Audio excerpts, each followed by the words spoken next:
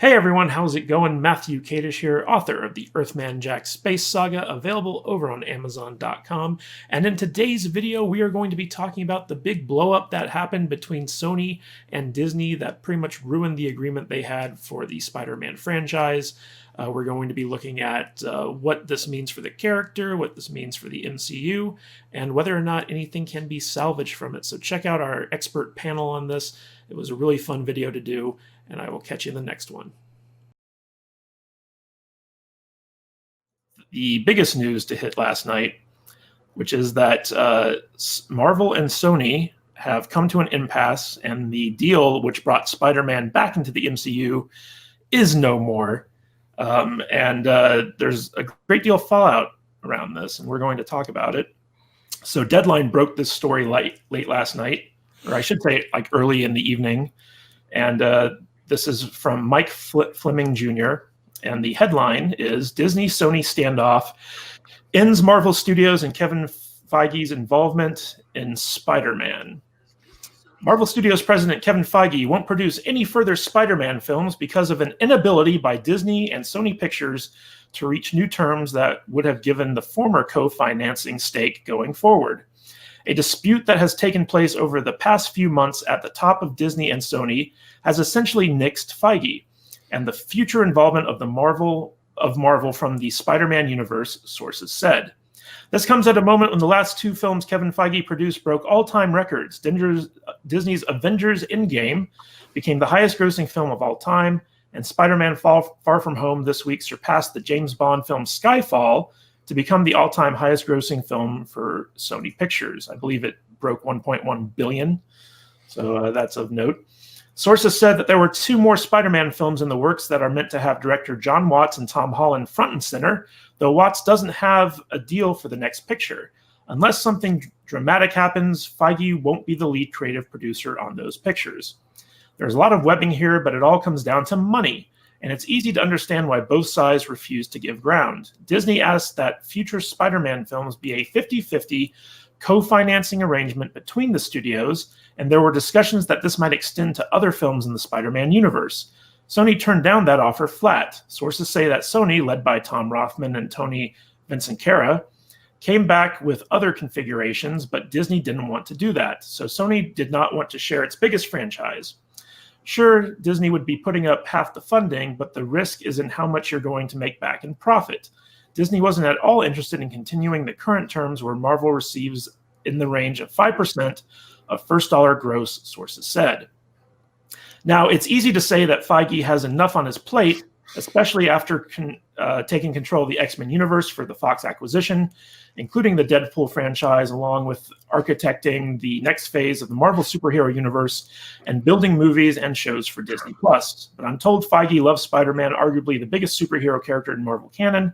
He would have continued if Disney and Sony could have reached new deal terms. Essentially, this means that Sony will have to try to win a championship without Michael Jordan. After all, Feige's first decade at Marvel, I'm just going to kind of skip through this. Get down here. Sources said Disney's top brass for several months has sought new terms for Feige and the Marvel cross-pollination to continue. As the Spider-Man relationship grew, Feige and Sony Pictures chief Tom Rothman spoke about the possibility of a wider involvement in the Sony-controlled Spider universe, which contains 900 characters. 900, guys. It is understandable that the fiscally shrewd Rothman would balk at giving up half of Sony's biggest franchise to Marvel. After all, Marvel already owns the merchandising on Spider-Man. Does the mouse really need half of the movie's universe also? Sony so far has decided that as valuable as Feige is, Disney is asking too high a price. Sources said that Sony reasoned that they will be fine without Feige. The creative template has been set for the Spider-Man films, and Watt and Holland are in place along with Amy Pascal, who became producer with Feige after she exited the executive suite after presiding over the previous Spider-Man iterations, directed by Sam Raimi and Mark Webb as Sony Pictures chief. And sources note that Venom was a problem picture and far from the polished product that grossed $856 million worldwide, until Rothman himself spent a good long time in the editing room hoping to get it God there. bless Rothman. Okay, so there's a lot here that I want to get to, but before we do that, I wanted to just highlight a few quick things from some articles. So Variety came out and kind of clarified a few things about the Spider-Man deal, in the sense that because Sony and Marvel or Disney can't come to a deal, it's official that the Marvel MCU can't use the Tom Holland version of Spider-Man anymore going forward. So I'll have a link to this article up in the description. And then they came out and Sony basically did a press release to Variety to clarify some things. And so this is from Dave McNary over at Variety, where he says, yeah, they had to clarify their first leak. Yeah. Quotations. Yeah, we're going to get to that in a second. So Sony disappointed by Disney's divorce on Spider-Man projects. Sony Pictures has gone public over its divorce with Disney on future Spider-Man projects in a rare public rebuke to Disney. Sony announced Tuesday night that it was disappointed over the decision, highlighting Disney's refusal to allow Marvel president Kevin Feige to continue as a producer on the projects. It also praised Feige, who teamed with Amy Pascal on Spider-Man Far From Home, which became Sony's most successful release earlier this week in terms of global box office. Much of today's news about Spider-Man has mischaracterized recent discussions about Kevin Feige's involvement in the franchise, Sony said in a statement. We are disappointed, but respect Disney's decision not to have him continue as a lead producer on our next live-action Spider-Man film. We hope this might change in the future, but understand that many new responsibilities that Disney has given him, including all their newly added Marvel properties, do not allow him time to work on the IP that they do not own. I want to highlight that there. In this statement, Sony says that Disney does not own the Spider-Man IP. The statement continued, Kevin is terrific, and we are grateful for his help and guidance and appreciate the path that he helped put us on, which we will continue. So I would like to clarify the clarification. They do technically own it, but they are licensing it out to Sony. There's a difference. They are, but I think there's something a little bit more interesting going on here than... there could be, yes. So just a quick background for people who aren't into the whole inside baseball, inside Hollywood type stuff. Amy Pascal, who is the producer on these new Spider-Man movies, she used to be the head of Sony Pictures. And she was widely regarded as a very bad CEO. She was the one who pushed for the all-female reboot of Ghostbusters and a bunch of other stuff. And when the Sony hack happened, where North Korea basically hacked their servers and released all these emails and stuff, she was fired, essentially, because the Sony brass didn't like how she was running things. And she was replaced by this guy named Tom Rothman. Now, Tom Rothman used to run 20th Century Fox. He was widely regarded as the guy who kind of, screwed up Fantastic Four and stuff like that, because he was kind of like a Les Moonves character who didn't like science fiction all that much. Tom, you want to fill in people on Tom Rothman's background? Oh, Tom Rothman came from Fox. And while he was at Fox, he was notorious for not liking franchise films, especially superhero fare. And most notoriously, he was the one who was involved with a lot of the crap behind the scenes in X-Men 3 and Wolverine. Yeah, so basically over at Sony, Amy Pascal was like that high school teacher who was kind of lackadaisical. She let you get away with anything in class. You didn't have to turn in your homework or study or anything like that. And then Tom Rothman's like the guy who comes in after that teacher left to take care of her sick mother, and he's like super strict, give you a detention for everything every little thing that you did, and required you to do a bunch of extra credit stuff just to get a passing grade. And he was very unpopular at Sony when he first got there. And his management style is very micromanaging. Like one of these articles says, he will get in the editing bay and actually physically edit a picture himself. He's been widely criticized as being a hardcore micromanager, but he's also very cheap. He's a big cheapskate, and he doesn't like to shell out money. But he's been the turnaround guy for Sony under his regime ever since he kind of kicked Amy Pascal to the curb. Sony has seen kind of a resurgence in their moving arm, mostly because of his management style. Now, the interesting thing about this stuff, if we go back to the article over here, let me call this up. So Midnight's Edge released a very insightful video last night, and they pointed out that this guy here, Mike Fleming Jr., the journalist over at Deadline, was referenced in the Sony hack, where emails kind of revealed that he's Sony's go-to guy over at Variety if they want to leak something or if they want to, Deadline, but yeah, get something out there. Yeah, Deadline, sorry. And this Mike Fleming Jr. guy is their dude. So the fact that this was written by Mike Fleming Jr. Leads me to a little bit of a conspiracy theory. And once I kind of put this out there, we're going to go to you guys and get your thoughts on this. So my belief is that Tom Rothman, being the penny-pinching hard charger that he is, he was being bullied by Disney. Disney was coming in; they were like, throwing their weight around, because compared to Disney, Sony is small fry. They don't have a lot of leverage here, and I think Rothman got frustrated that Disney was not coming back to the negotiating table with terms that were more favorable to him and his studio, and so I think Rothman leaked this news in the hopes of pressuring Disney to come back to the negotiating table, because he thought that public sentiment would be on his side. However, what happened was that everyone was starting to blame Sony for the negotiations breaking down. But if you read this article, it's very geared towards like, oh, Disney pulled Kevin Feige, Disney did this, Disney did that. They were trying to paint Sony as the good guys, but everyone on the internet automatically assumed Sony were the bad guys. And then Sony, in response to this, had to issue a statement to say that, hey, we're not at fault here.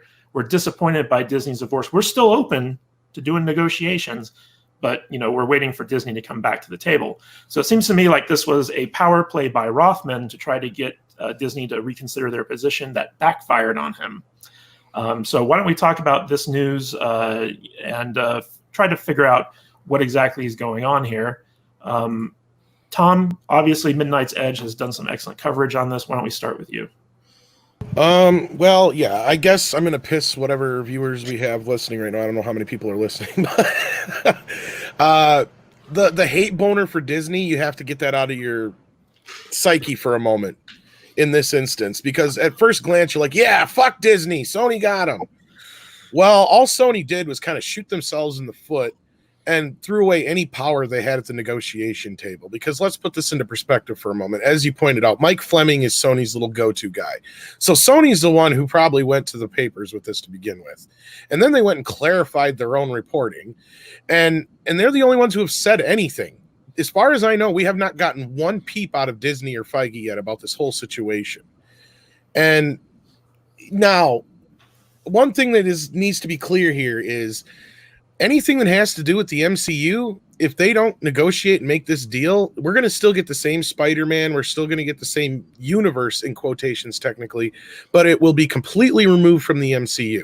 We're still going to have Tom Holland as Spider-Man, so we're not going to get a reboot. I know a lot of people are all like, oh, we're going to get a big reboot now. It's going to get better, because even if you didn't like Spider-Man Homecoming and Far From Home, nothing is going to change. It's still going to be the same cast, same characters. The only difference is they're not going to be able to say anything about Tony Stark. They're not going to be able to say anything about any Avengers. You're not going to see, Nick Fury show up, or Happy for that matter. They're just going to completely disappear. And any lingering storylines that had anything to do with the MCU are just going to completely disappear. We're right back where we were with Spider-Man 3 and the Amazing Spider-Man films. The same people who basically were involved then are involved now. And the main person that Matt brought up is Amy Pascal. And the thing that people aren't stopping to think about when they think, oh, Disney's being greedy, Kevin Feige just handed Sony their biggest hit of all time. And they basically just said, okay, we got the keys. We'll take it from here. I need people to put that in perspective for a moment in their minds, because if anybody remembers what we dealt with Spider-Man before, with Ghostbusters before, with anything that had to do with Amy Pascal before, get ready for more. That's all I'm going to say on that part, unless they can work something out. Amy Pascal was behind the Amazing Spider-Man movie, so if you didn't like those, then that's kind of an indication of how well she ran things. Jay, Drunk 3PO, what are your thoughts on this? Because I know you dropped a video earlier on about this topic as well. Mine was mostly like mine was mostly on the like this whole power play thing going back and forth. I used Data Racer's like tweet bots pictures that he posted just to kind of show like just like the craziness that goes on with these kind of things. Honestly, Spider-Man is one of the characters that can hold his own universe, honestly. So just like Tom said, I mean, it'll just be Tom Holland in his own like MCU universe. He just won't have anybody else, but they can add Venom and Carnage, and he's got some of the greatest villains out there as well. So I don't know like what to expect, honestly. I just think that I agree. This is just a power move back and forth. It all comes down to money. Who wants the most money? Who's willing to take less money? And it's just being pulled back and forth on these different power plays. So yeah, there is already talk that Tom Holland is going to be included into the Venomverse, which is how come no one's talking about Night Monkey? That's what I want. Somebody did a poster on Twitter. I seen it. Marvel's newest hero, Night Monkey. That's what I want. I want the Night Monkey. Let's just start over with Night Monkey. Tom Holland. Unfortunately, I think Night Monkey falls under Sony's license because they had it in their movie. Tom, can you find that out for me? Because I really want to know. I'm pretty sure Matt's right. See, that's the thing. That's what has to do with all these quote-unquote fake versions of the characters we're getting of like Mary Jane and Marissa Tomei's Aunt May and, Ned and all his buddies and stuff like that in this version of Flash. These were all made this way so that Sony could protect the original IPs. So it wasn't like... And this is another thing for those who are upset that they changed all these characters. It wasn't a choice made by Feige and crew. It was kind of a stipulation made by Sony so they could protect and go back to reboot things pretty soon if they wanted to. But again, they have Tom Holland for 2 more movies. They're going to try and stick him in the Spider-Man-less Venom-verse, as Matt was pointing out. So now let's try and wrap our head around that now too. They're going to try and shoehorn Spider-Man into a situation where he was already written out of. So... Yeah. And just to clarify on what Jay said about Data Racer. So Data Racer is he's kind of an investigative journalist on Twitter, not real journalist, but he just does it as a hobby. But he's very good at digging deep into stuff. And he basically has this theory that Disney has been unleashing their Twitter bots to make hashtag Save Spider-Man trend. It could very well be. I mean, like he has some interesting evidence up on Twitter. But go follow Data Racer. He knows he's got some interesting stuff up there. So Alex, I wouldn't put it past either company doing. I mean, right. Groundwork stuff all the way up. Anything to pull the lever, anything to gain leverage on what they're trying to do. I mean, why not? Well, it could be that Sony saw it or Disney saw Sony leaked, and they're like, "Oh, you're going to leak? Okay, we're going to unleash our bots on you." Yeah, Alex, what do you think of this information? I think, it's not salty. Thanks for doxing me, Matt. Sorry, it was just weird. Like, the first time I've ever heard him on a live stream, Alex. It was just kind of like that's sorry. Who's that guy?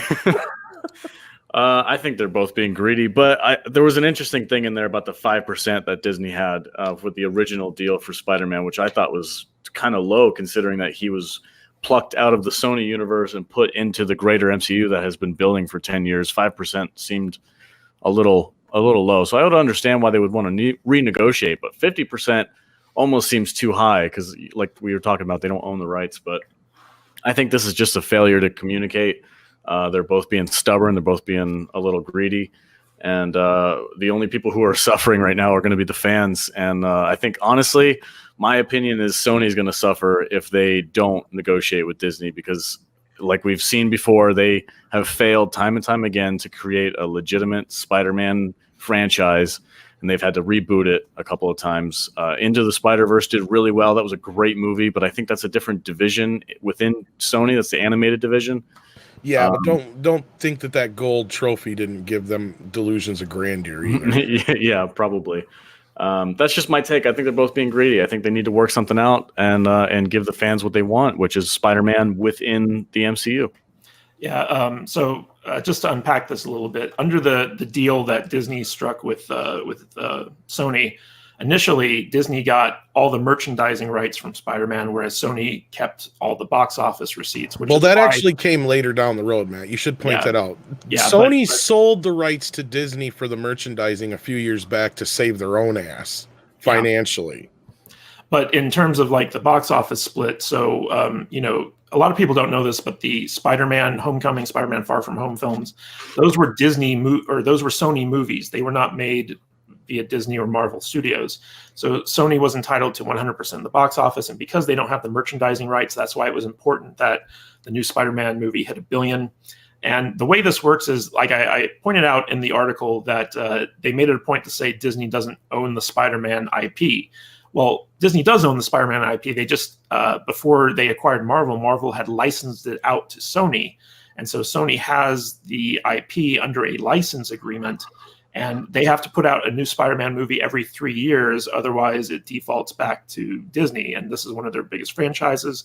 So, of course, Sony doesn't want to let that go. And the whole working nice with a rival studio has been an interesting development. I don't think I've ever seen anything like that before. Not to this extent, no. Yeah, not to this extent. So, Mr. Vader, what are your thoughts on all this stuff? You know, I'm trying to look at this as from a fan aspect. You know, I don't really understand all the numbers and the contracts and agreements and everything. I'm trying to figure out what we people who buy the tickets would want. And me personally, I want to see him stay in the MCU. It gives me a reason to be connected with the MCU, because otherwise I'm really not as interested in Marvel's movies now, you know. And I mean, I'm not saying they wouldn't be great. I mean, what, they got 900 characters, right? So it's not like they don't have a wealth of source material that Sony could go and play with in this Venom verse. I just think they having that connection with the MCU is just, I think, better for everybody. And corporate greed and everything getting in the way, I think they need to figure it out. And you know what I'm trying to say? It's just like, what's good for us? And so it's all about greed at this point. So yeah, I don't know if I agree with the greed part. You know, these are two mega corporations kind of duking it out over you know, the thing that makes them mega. And you know, one of the juiciest parts of Hollywood to me is always these behind the scenes power struggles, right. Because it really is. It comes down to like Tom Rothman versus Bob Iger, or Kevin Feige, kind of, and Kevin Feige kind of caught in the middle. And I do want to clarify something you just said, Matt. Though, I mean, yeah, Sony produced these, Sony paid for them, Sony distributed them, but Kevin Feige really did chaperone this whole thing since the beginning. If it wasn't for Kevin Feige, this wouldn't be in the position it is. And I know some people don't like the new Spider-Man, and I totally understand that. But again, I must reiterate, nothing is going to change. We're going to get the same stuff. Just now it's going to be less of the same stuff and more of what Amy Pascal did before. Because Kevin Feige, even though they wanted 50-50, I do think that's too much. He did do a lot of that. He did basically hand Sony their biggest film of all time. And they just basically said, no, we're good. We'll take it from here. So basically, I'm not trying to say Disney's Chicken Little in this instance, but it's a very similar situation. Like Kevin Feige did all the heavy lifting, and now they're going to enjoy the cake, is really what it looks like. A case of Disney throwing around their weight. And you have that too. And there's going to be no winners in this situation. At least the other way, you had two winners. You had Sony able to do what they wanted to do with Venom and Spider-Verse and all that kind of stuff. And the MCU going forward with Spider-Man. In this instance, you're not going to get either, really. You're just going to get Sony's universe. That's it. All right, let's go to some of the comments that we're getting. So Aaron C., he asks, are intellectual property contracts public or private? Can someone actually go look up the legal record somewhere if they wish? I believe that these contracts are private. I don't think you have to file like a agreement between two entities with the FCC. If they were public, we'd be all over them. Oh yeah. We'd have Data Racer would have tracked them down by now, probably. Mm-hmm. So let's see here. I think Disney owns the IP and Sony pays a 25% licensing fee. That's from Critical Equation.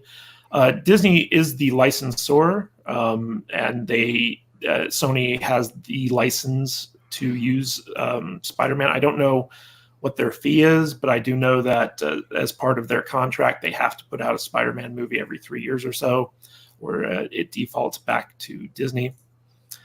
Aaron C. asks, was Tim there during Ghostbusters 2016, or was that all Amy Pascal? Tom, you want to take that one? Well, I already answered him in the chat, but yeah, no, it was Tom didn't come along until after Ghostbusters. And really, I've said this before, and I do reiterate, Tom Rothman was the best thing that ever happened to Sony. I mean, he really, outside of what Feige did for Spider-Man, Tom Rothman is exactly the shot in the arm that Sony needed.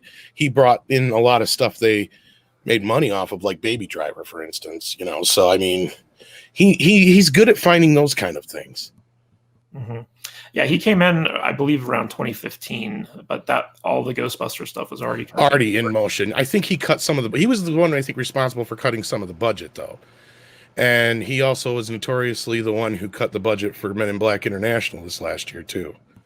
Yeah, he definitely he does not like to spend money. That's his big thing. Is he'll come in, he'll cut budgets, he'll rein in that spending. Whereas Amy Pascal was just like, she was making it rain while she was in there, and we saw how that turned out. I really hate the fact that she's somehow attached herself to all these Spider-Man.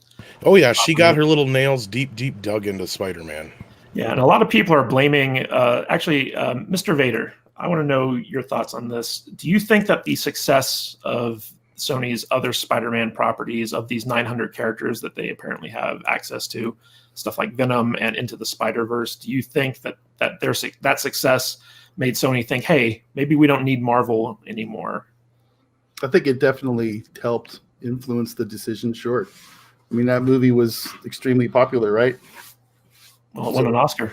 Yeah, as it didn't make the money, but it won the Oscar, and a lot of people dug it. I personally didn't like that movie. I didn't either. It gave me a headache, and and I had to watch it in like 3 different settings. But it really wasn't. It really wasn't made for me. I don't think so. That's fine. It was cool. What do you think? Do you think that the success of the other Spider characters under Sony contributed to this? I think a little bit, yeah. But trying to take in everything that you guys have said, because you guys have talked about a lot of stuff that I have no idea about, and I'm trying to put it all together. I think Disney was pining for some more cash, thinking that this version of Spider-Man needs the MCU, so we're going to need a little bit more money from you guys. And I think Sony is trying to hold their ground and say, no, this is our character, and they're trying to make a stand. I don't know how that's going to work out for them. I don't know if that influenced their decision. I'm sure it helped a little bit. Like, hey, we can do this on our own. We have before, we might need to change a couple of things, but we have Tom Holland. Tom Holland's super popular. Let's go with that. So I think it probably affected it a little bit. But I think this is more of a power play with the two companies, with Sony and Disney. I definitely think Disney was trying to throw their weight around. And who knows, maybe Tom Rothman's angling like, hey, Sony, or hey, Disney, buy us out. I mean, who knows? Jay, what are your thoughts? It's funny you mentioned that. Can they do that? Oh, yeah, they can do that. The buyout? Oh. Could it be? Could Disney say, here's a check for Sony? And how much did they spend last time? $70 billion on Fox. On Fox. And they're going to drop another 70 for Sony. Oh, Sony ain't worth that. No. They could probably give them for $30 billion. I was going to say 30, 40. Yeah. I was going to be nice and say 50. Yeah. How much would that? That would be so much control over so many properties. It would be insane. Everything. They already have what, 40%? Everything, and I'm really sick of like it's really weird that I've lived long enough now that I'm seeing remakes done like every other month, and they are literally the copy paste network. Yep. Yeah. But it needs to be said that Warner owns a lot too, so we cannot, forget that. And no, I'm just saying, like, the quality of movies, man. It's just like copy. It's just they just copy and paste. So no, I know, but yeah, we're getting to the point where it's going to be Warner versus Disney. Yes, it's getting to that point. Hey, thanks for checking out this video. I hope you got a lot out of it. And remember, if you want to support the channel, please check us out on the socials. You can follow us on Twitter and Instagram at Matthew Kadish. You can also find our discussion group over on Facebook at eggfbgroup.com. That's eggfbgroup.com. Takes you right to our Facebook discussion group. And if you'd like to help support the channel, check out my books over on Amazon.com. You can find them by going to kadishbooks.com. That's KADISH books.com. And as always, subscribe to the channel and hit that bell icon so you're notified every time we upload a new video for more movie, TV, and entertainment news and analysis. This is Matthew Kadish. I'll catch you guys later.